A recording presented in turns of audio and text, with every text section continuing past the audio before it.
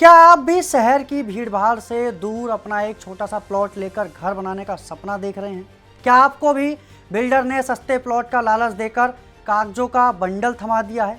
लेकिन रुकिए, क्या आपने उस ज़मीन का 7/12 उतारा चेक किया? क्या आपको पता है कि जिस ज़मीन पर आप घर बनाने की सोच रहे हैं वो सरकारी रिकॉर्ड में आज भी खेती की ज़मीन तो नहीं?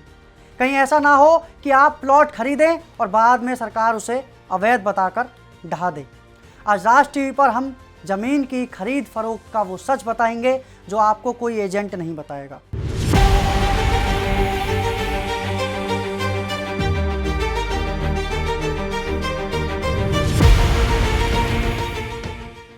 नमस्कार, मैं हूं मुकेश कुमार और आप देख रहे हैं राज टीवी। फ्लैट खरीदना और ज़मीन खरीदना दोनों में ज़मीन आसमान का अंतर है। ज़मीन के साथ सबसे बड़ा खतरा होता है टाइटल और इस्तेमाल का।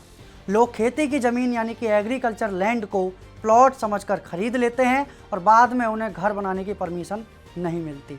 आज हम समझेंगे कि 7/12 उतारा होता क्या है, उसे कैसे पढ़ते हैं और एनए यानी कि नॉन एग्रीकल्चर प्लॉट लेना क्यों ज़रूरी है।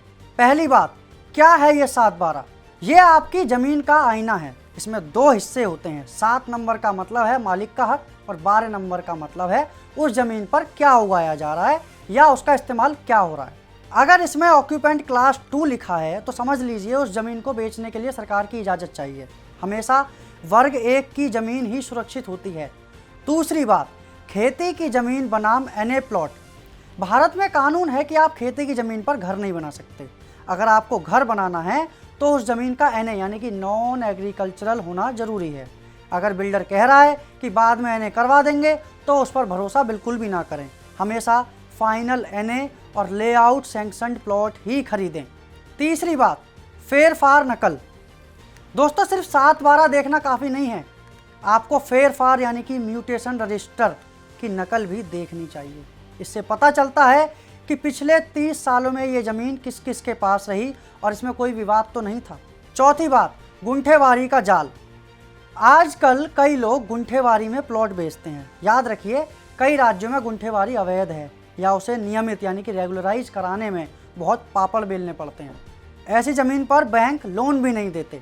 हमेशा रेरा रजिस्टर्ड और प्लान अप्रूव्ड प्लॉट ही चुनें। पांचवी बात, ज़मीन की पैमाइश। कागजों पर प्लॉट दिख रहा है लेकिन क्या ज़मीन पर उसकी सीमा यानी कि बाउंड्री तय है? सरकारी सर्वेक्षण से ज़मीन की पैमाइश कराएं और मोजनी नक्शा ज़रूर देखें।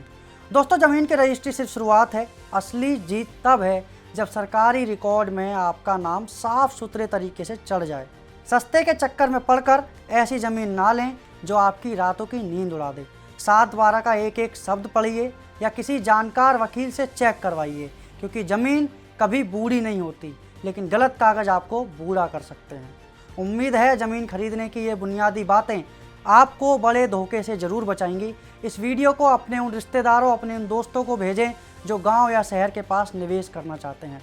आज के लिए इस वीडियो में इतना ही। मिलेंगे फिर एक नए मुद्दे के साथ। तब तक के लिए देखते रहिए राज टीवी। नमस्कार।